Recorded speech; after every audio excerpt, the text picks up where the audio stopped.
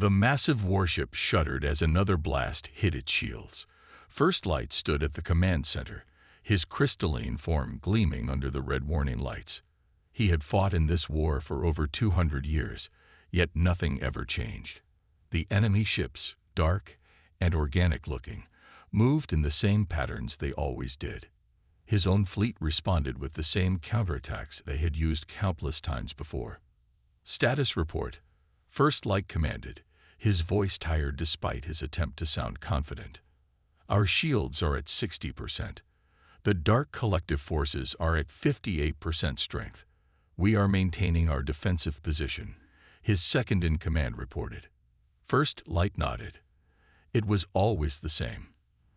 They would fight until both sides lost about half their forces, then retreat to rebuild. Neither side could gain a real advantage. Their weapons, shields, and tactics had evolved together over the centuries until they were nearly identical. Through the main viewport, he watched as bright energy beams crossed paths with the enemy's dark matter weapons. The battle looked like a deadly dance, beautiful but meaningless. This was the 457th year of the Great War, and this battle was no different from the thousands before it. The ship's computer chimed with an incoming transmission. Commander, the enemy is requesting the usual pause for recovery of their damaged ships. They offer the standard 2-hour ceasefire. Accepted, First Light said. Even their breaks in fighting had become routine. Both sides would collect their wounded, salvage what they could, and prepare to start again. It was almost polite, in a twisted way. As his crew worked to repair their ships, First Light walked to his private chamber. The walls were lined with battle records dating back centuries. He had studied them all, looking for some advantage, some way to break the stalemate. But the Dark Collective always adapted to match any innovation his side created, and his people did the same to them. He touched a crystal on his desk, and it projected a map of the galaxy. The territories of the Bright Empire and the Dark Collective were almost perfectly balanced, like everything else in this war. Thousands of worlds had been destroyed or abandoned as the conflict spread. The borders between their spaces shifted back and forth, but never significantly. First Light, a soft voice called. It was his old friend, Clear Dawn, another veteran commander. The repair crew's report will be ready to resume fighting in 90 minutes. Do you ever wonder why we're still fighting? First Light asked suddenly. Clear Dawn's crystalline form dimmed slightly, a sign of discomfort among their people. The archives say the Dark Collective violated our sacred space. They say the first attacks came without warning. That was nearly 5 centuries ago, First Light said. I've read those same archives. But I've also read the enemy's broadcasts. They say we struck first, that we tried to contain their natural expansion. It doesn't matter who started it, Clear Dawn replied. We fight because they fight. They fight because we fight. To stop would be to admit defeat, and neither side will ever accept that. First Light turned back to the galaxy map. Somewhere out there, he knew, Dark Collective commanders were having similar conversations. Their ships were probably just as damaged, their crews just as tired. But soon, they would all go back to their positions and start firing again. A young officer rushed into the chamber. Commander, our long-range scouts report unusual activity in Sector 7. The Dark Collective. First Light asked, already knowing the answer would be yes. No, sir. Something else. Our sensors picked up primitive space signals from an unexplored system. The signals don't match any known patterns. For the first time in years, First Light felt something new. Curiosity. Show me, he ordered. The officer projected a series of signal waves. They were crude by the standards of either great power, but there was something strange about them. They didn't follow the perfect mathematical patterns that both the Bright Empire and Dark Collective used. They were messy, irregular, but somehow deliberate. Have the Dark Collective detected these signals? Clear Dawn asked. Unknown, sir, but given their sensor coverage in that region, it's likely they will soon if they haven't already. First Light studied the signals more closely. Out there was something new, something different from the endless cycle of war.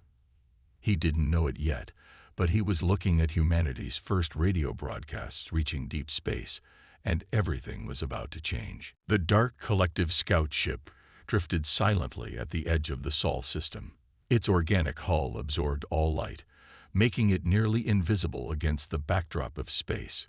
Inside, Scout Leader Deep Shadow watched the third planet with growing fascination. "Play the surface scans again," he ordered. The ship's living walls pulsed as they projected images of Earth's cities, oceans, and the countless human activities across the planet's surface. His second-in-command, Swift Current, moved closer to the display. "Such a primitive species. They've barely reached their own moon, and their technology is centuries behind ours. But there's something strange about them." Deep Shadow nodded. They had been watching Earth for 3 days now, and what they saw made less sense with each passing hour. The humans lived on a death world by any reasonable standard. Their planet had wild temperature swings, powerful storms, active volcanoes, and thousands of predatory species. Yet they didn't just survive. They thrived. "Look at this," Deep Shadow said, pointing to a new image. "They build homes in deserts, in frozen wastelands, in flood zones, and in earthquake-prone regions. When disasters strike, they rebuild. When their tools break, they make better ones. They adapt to everything." The ship's sensors brought up more data.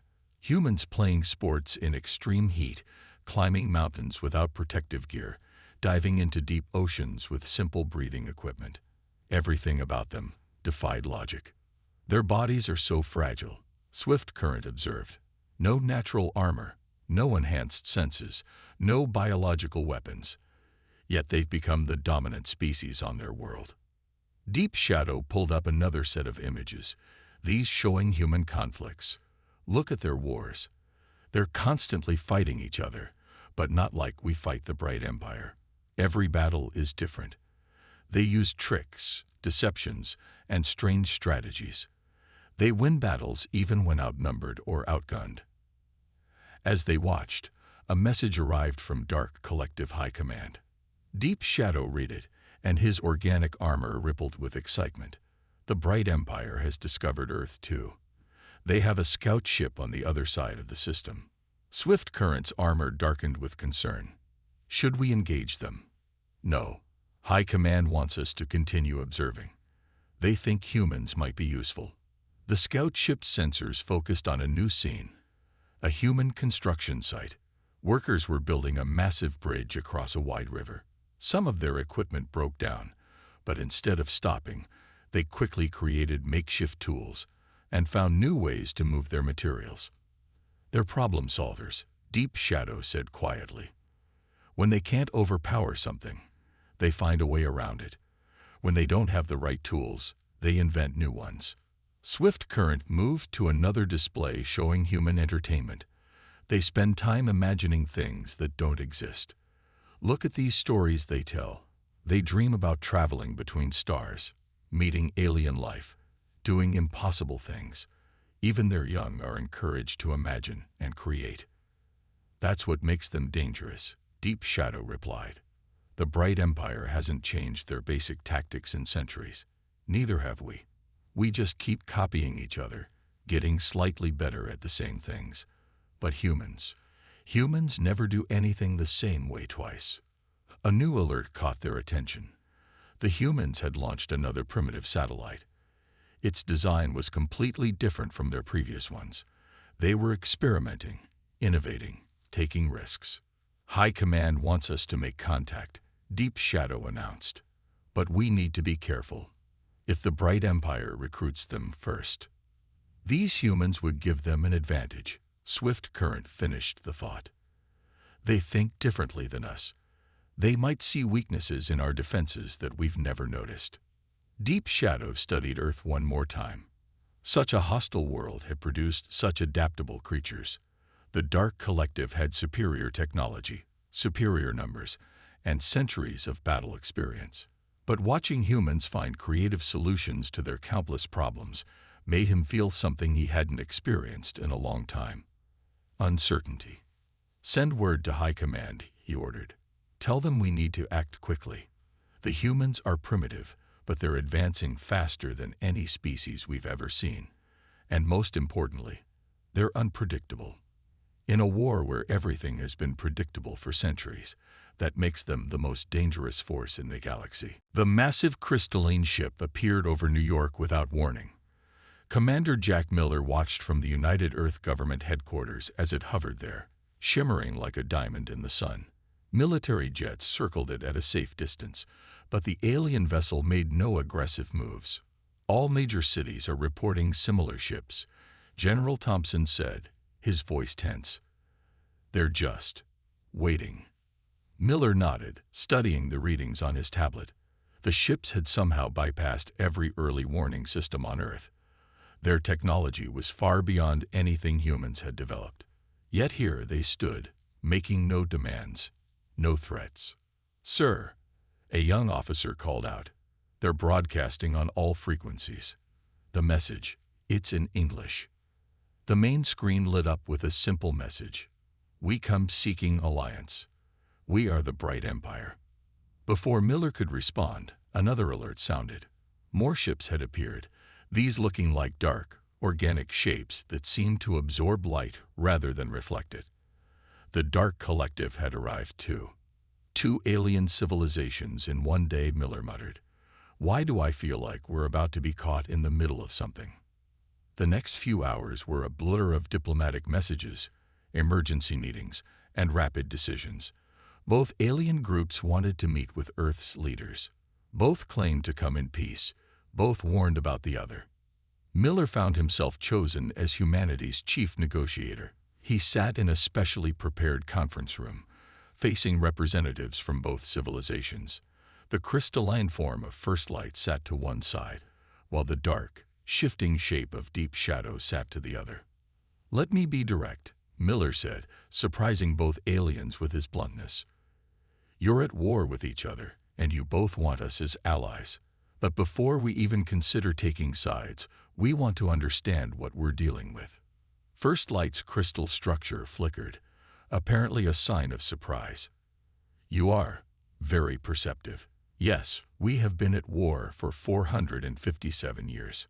A war that has consumed thousands of worlds," Deep Shadow added, his organic armor rippling. "We hope your species' unique perspectives might help us achieve victory." Miller leaned back in his chair, a strange idea forming in his mind. "Tell me about this war. How did it start?" The aliens fell silent. First Light's crystal structure dimmed slightly. Deep Shadow's armor turned a darker shade.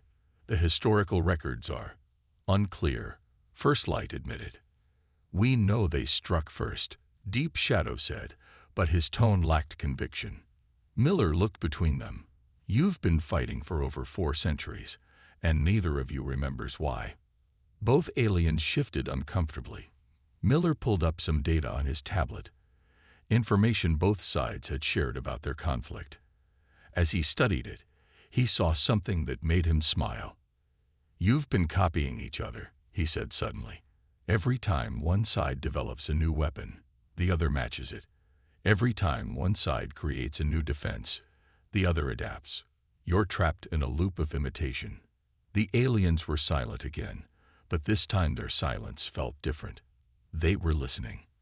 "What if," Miller said carefully, "instead of asking us to join your war, you let us help end it?" "Impossible," both aliens said at once, then looked at each other in surprise. "Nothing's impossible," Miller replied. "That's something humans learn early. We've fought plenty of wars ourselves, but we've also learned how to make peace. Sometimes the best way to win isn't to fight harder, it's to think differently." He stood up and walked to the window, looking out at the alien ships still hovering over the city. Behind him, the two ancient enemies sat in thoughtful silence. "I'm proposing something new," Miller continued. "Let Earth be neutral ground. Let us be mediators, not soldiers. You've both seen our history. We're good at finding unusual solutions to impossible problems." First Light's crystal structure brightened slightly. "Your species does have a remarkable talent for unconventional thinking. It would be unprecedented. Deep Shadow admitted, his armor shifting to a lighter shade. Miller smiled again. Unprecedented is what humans do best. Give us a chance to help you find a new way forward. After all, what do you have to lose after 457 years of stalemate? The aliens looked at each other, then back at Miller. For the first time in centuries, they were considering something truly new. The war that had seemed unstoppable was about to meet its match: human creativity. Miller walked into the newly established Peace Center, a massive building constructed in record time using a mix of human, bright empire, and dark collective technology. The walls shifted between crystal and organic materials, a visible symbol of cooperation that had seemed impossible just months ago. Dr. Tom Reed, Earth's leading military historian, waited for him with a stack of data tablets.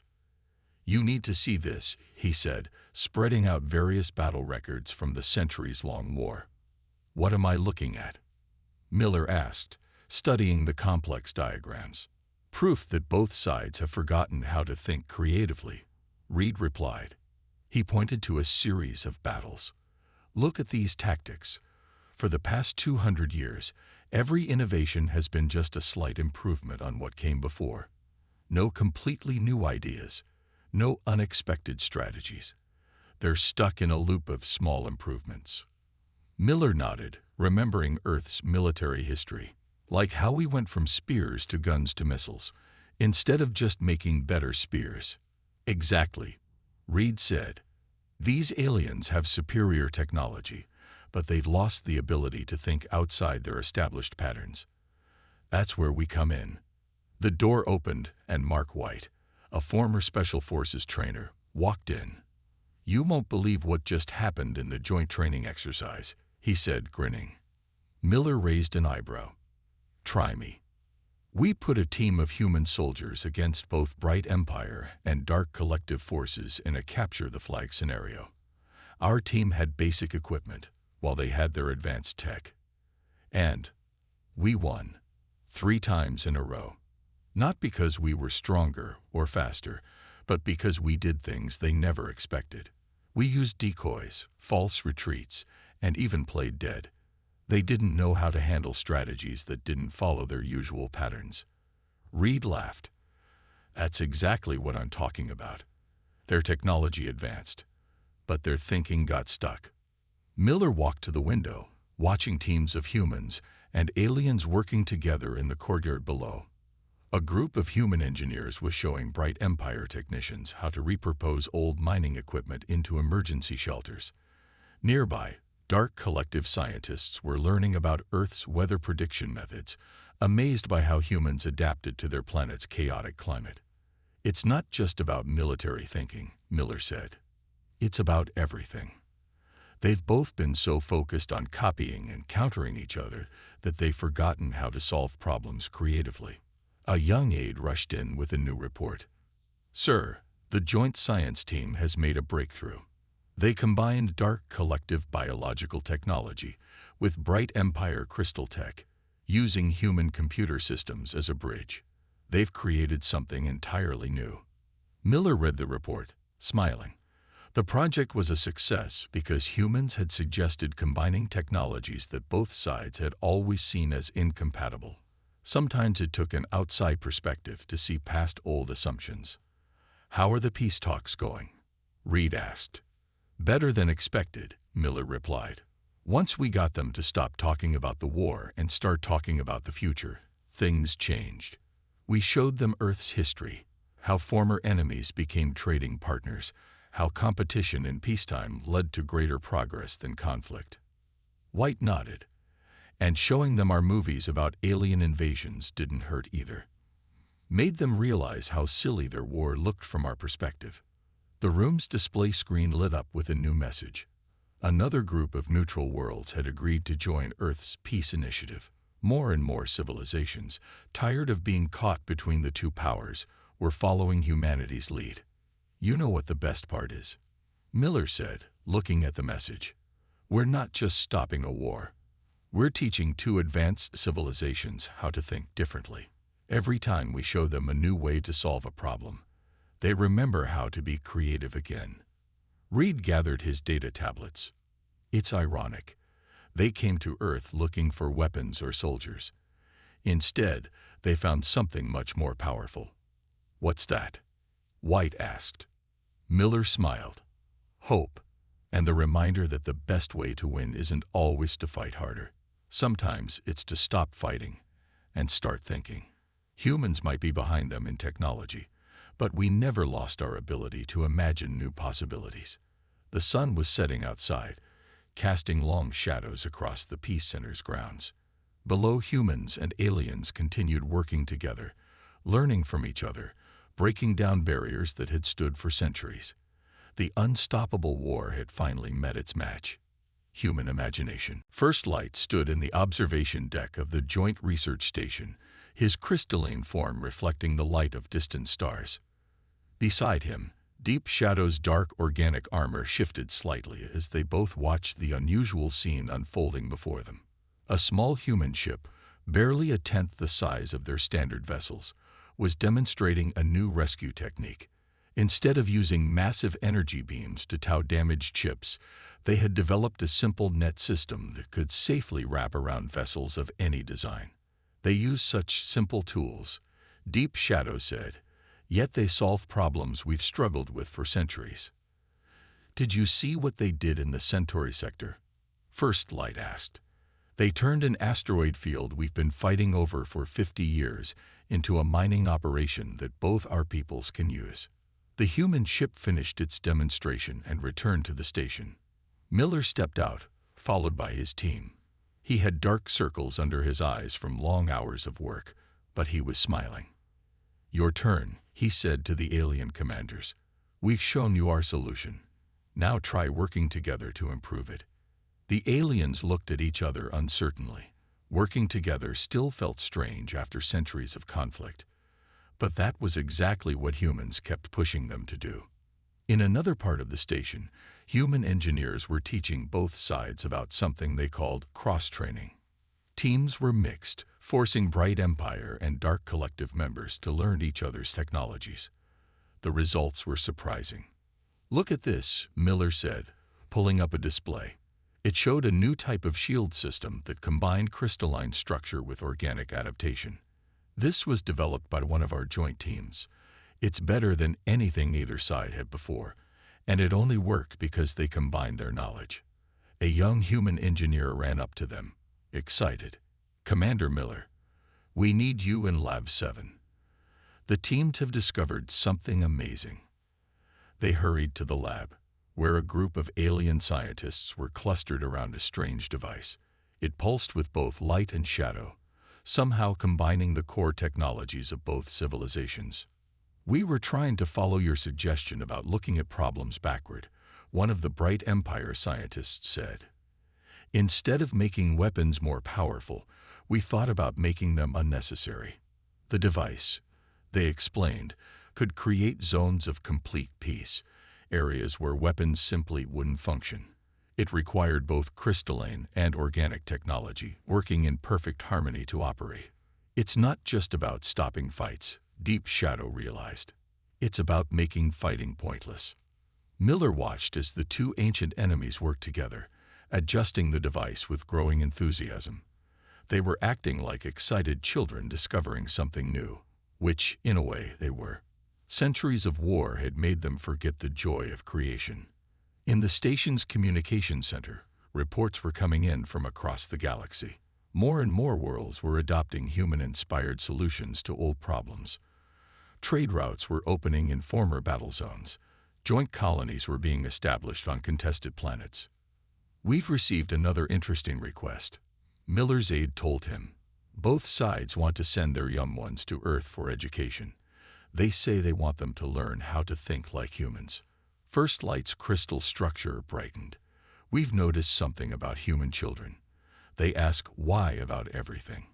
Our people stopped asking why long ago. We only asked how to fight better, how to defend better.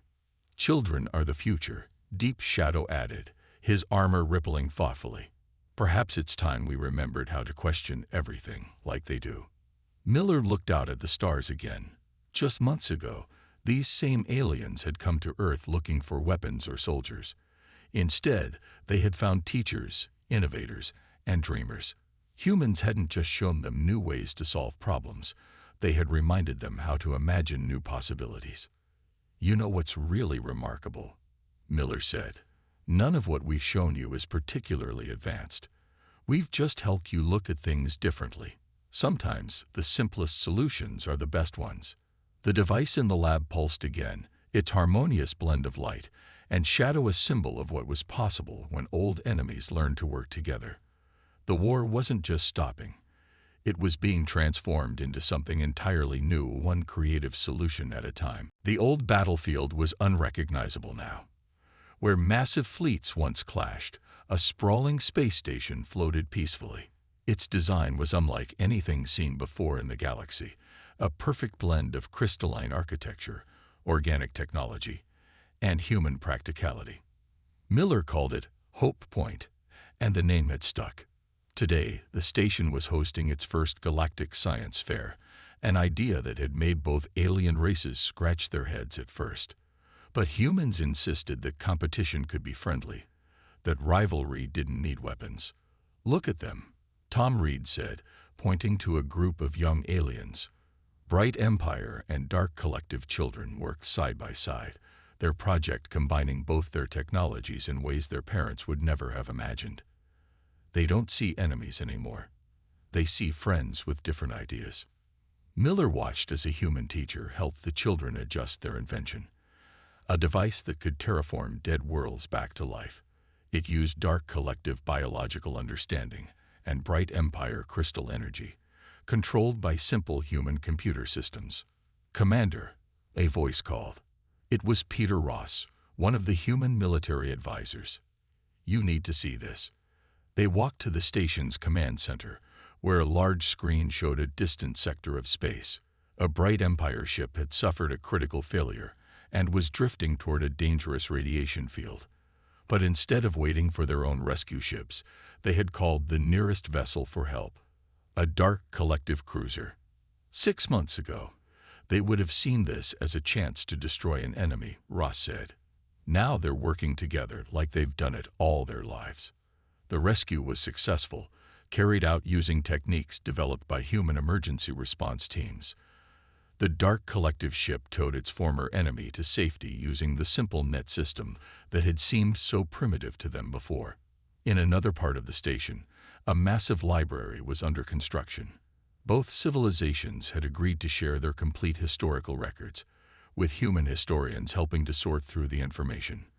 They were finally learning why the war had started and realizing how meaningless those old reasons seemed now. "Sir," a young aide interrupted, "the Joint Colonization Project needs your approval." Miller looked at the plans. The contested system that had seen some of the bloodiest battles of the war was being transformed. 3 dead worlds would be revived using the children's terraforming technology. Both civilizations would build cities there, with humans serving as neutral administrators. "Did you see the latest trade reports?" Reed asked, pulling up more data. "Worlds that were military bases last year are becoming commercial hubs. They're trading technology, art, food, things they never shared before." A group of alien scientists walked by, deep in discussion about their latest project. They were studying human history, fascinated by how Earth's nations had moved from constant warfare to mostly peaceful cooperation. "The most interesting thing," one of them was saying, "is how humans turn enemies into friends. They don't just end fights, they make new partnerships." Miller smiled, remembering the early days when both sides had thought humans were primitive. Now they sent their best and brightest to Earth to learn not about advanced technology, but about human creativity and adaptability. The station shuddered slightly as a new ship docked. It was an experimental vessel, the first ever built jointly by all 3 species. Its hull was a combination of crystal and organic material, shaped by human designs. It was smaller than the old warships, but far more versatile. "We're planning to send it to unexplored space," Ross explained. "A joint mission of discovery instead of conquest. Both sides are actually excited about facing the unknown together. Through the station's windows, Miller could see ships from all three civilizations moving peacefully through space. Many now carried mixed crews, another idea that had seemed impossible months ago. The crews found that their different ways of thinking made them stronger together than apart. "You know what the best part is," Reed said, watching a group of alien and human children run past, playing some new game they had invented together. "They're not just copying us anymore. They're starting to innovate on their own again. Every day they come up with new ideas we never thought of."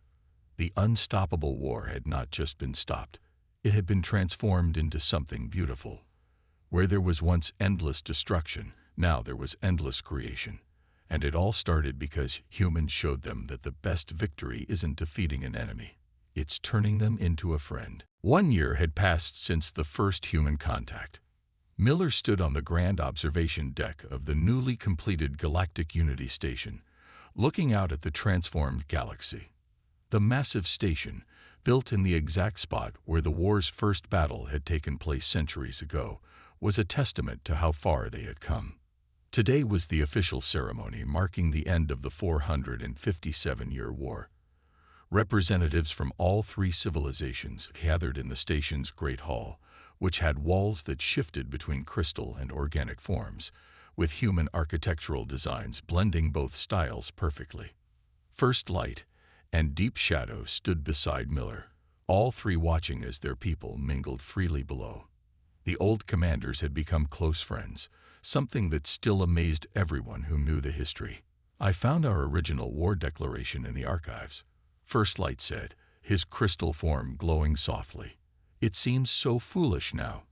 We fought because we couldn't understand each other's ways of thinking." Deep Shadow's organic armor rippled in agreement, and humans showed us that different ways of thinking aren't a threat. They're an advantage. When we work together, our differences make us stronger. The ceremony was about to begin, but first, they watched a group of students demonstrate their projects. Young ones from all three species had created incredible new technologies by combining their unique approaches. Their latest invention was a communication system that could translate not just words, but feelings and ideas across all three species. "Remember when we thought humans were primitive?" Deep Shadow asked, watching a human child explain quantum mechanics to a group of alien scientists, because they hadn't developed space-folding technology or energy weapons. "We measured advancement by the wrong things," First Light replied. "We had better weapons, but humans had better ideas. They never stopped asking questions, never stopped looking for new solutions." Miller smiled, remembering the early days of doubt and tension.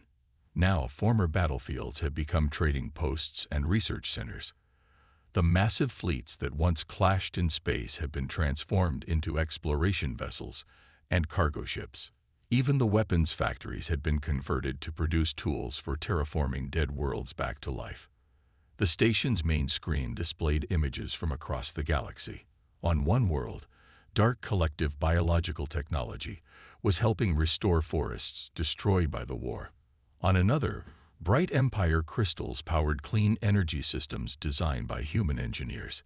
Everywhere, the three civilizations worked together, each contributing their unique strengths.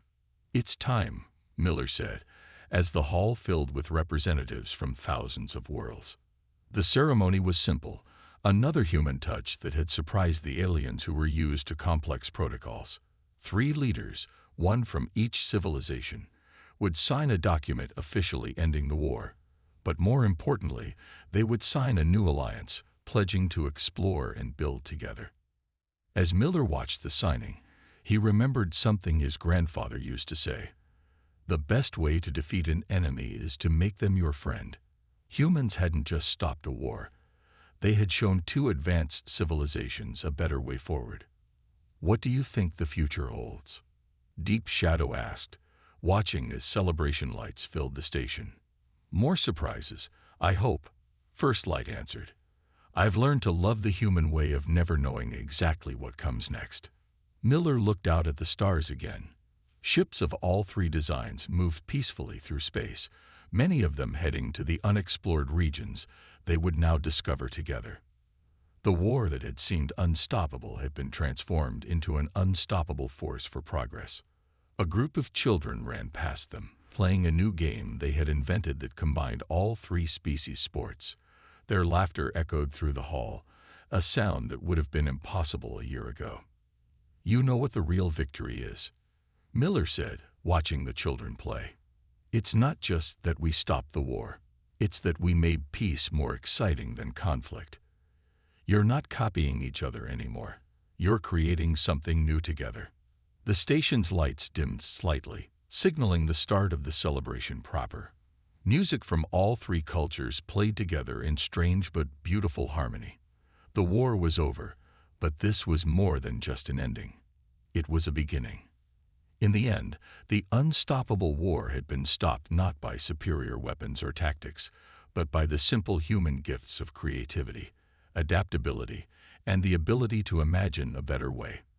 And now, three civilizations would go forward together, ready to face whatever challenges the universe held with their combined strength.